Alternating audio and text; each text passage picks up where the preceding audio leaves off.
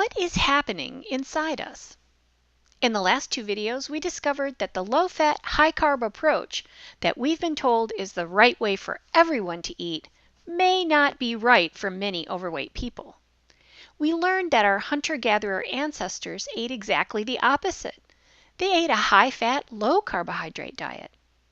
We also learned that there is no evidence to support a low-fat diet for health. And even though we've been hearing it for decades, eating saturated fat from meats, eggs, dairy, and other sources does not increase the risk of heart disease. In this video, we'll learn about what exactly is happening inside those of us who've gotten fat on the high-carb American diet. Simply put, obesity is a symptom of a metabolic disorder that causes the food we eat to be stored as fat. Our pancreases produce too much insulin. Now, insulin has a crucial role in that it assures that our blood sugar, or blood glucose, doesn't get too high, which is toxic for all of our organs. Every time a person eats any type of carbohydrate, whether it's quinoa or candy, the carbohydrate in that substance is turned into blood glucose. Now, quinoa has more fiber, which slows down the absorption of the carbohydrate, but once it's absorbed, it all impacts the blood glucose. When it gets too high, the pancreas secretes insulin, which enters the bloodstream to push some of that glucose into storage tanks and keep the level in the blood in check. The storage tanks are fat cells. It should just secrete enough insulin to bring the glucose into the normal range. In naturally thin people, as the blood glucose begins to fall, the energy is released from the fat cells and fuels the body. Once that is used up, then they get hungry again. It's kind of like a battery for solar power. When there's extra energy available, it's stored. When the sun goes down, the energy is released. That's the way it's supposed to work. A perfect balance. Unfortunately, for some of us, that's not the case. Our bodies secrete way too much insulin in response to the exact same carbohydrate load. This rapidly removes the glucose from the blood and it overcorrects. The blood sugar keeps dropping. And because there was so much insulin, it hangs around even as the glucose plummets. The fat cells will not release their energy in the presence of insulin because they think that glucose is still too high. So what happens? We get hungry, ravenous, starving. What's the fastest remedy for a low blood sugar?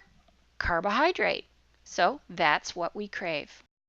We eat carbs, the blood sugar goes up, we get too much insulin, it all turns into fat, our blood sugar drops, we get hungry and crave carbs. It happens over and over. This is carbohydrate metabolism. Incidentally, leptin is secreted along with insulin. The more insulin, the more leptin. And leptin activates hunger signals in the brain. The cycle has begun. Food is stored so fast that we barely get to use it, and poof, we're hungry again. We crave carbs, secrete more insulin, store more fat. And we think there's something wrong with us as a person, that we lack willpower, when really it is a physiological problem.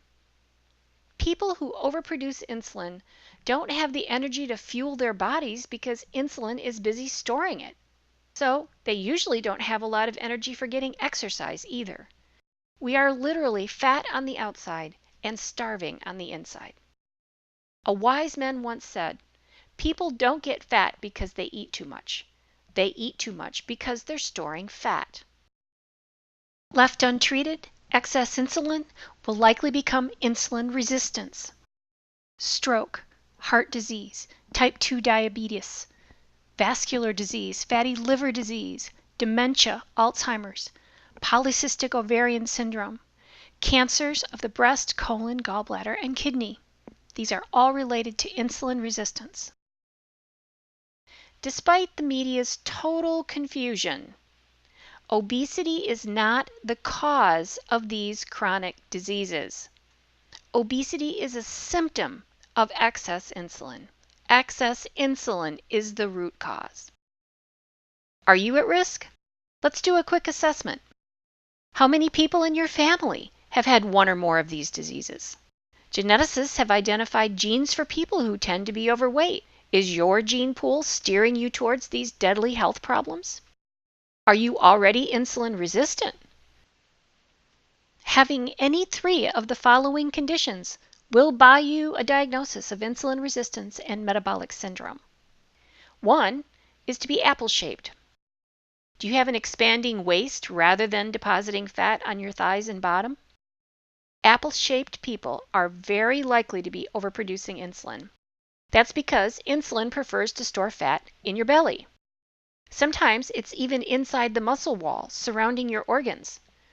This is called visceral fat, and it's especially unhealthy.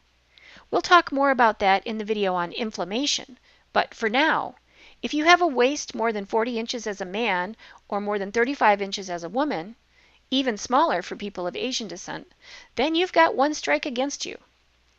Some organizations look at the waist-to-hip ratio, and some say any BMI or body mass index over 30 will count in this category. Next, we look at certain blood indicators. An elevated fasting insulin level, triglycerides over 150 milligrams per deciliter, a HDL cholesterol below 40 in men or below 50 in women, or a blood pressure over 130 over 85. And that's either number, not both. Or a fasting blood glucose over 100 milligrams per deciliter. Again, if you have any three of these, you are at significantly increased risk for these deadly diseases. So, is this you? Are you one of the lucky people whose gene pool is not adapted to our high carbohydrate lifestyle? Is it making you fat and maybe killing you? The good news is this disorder of excess insulin may not actually be something wrong with us. It's just that we're different. We have a primal metabolism. Once we understand that, we can reverse the cycle. As we lower our carbohydrate intake, our insulin goes down. The fat cells are finally able to release their energy just like they do in those naturally thin people. We start to burn our own fat and find that hunger goes way down. And people are amazed how easy it is to just pass up the white stuff because those insulin and leptin-produced cravings are just gone. In our next video, we'll talk about how to transform our metabolism to burning fat instead of carbohydrate, and how to do it sensibly and safely.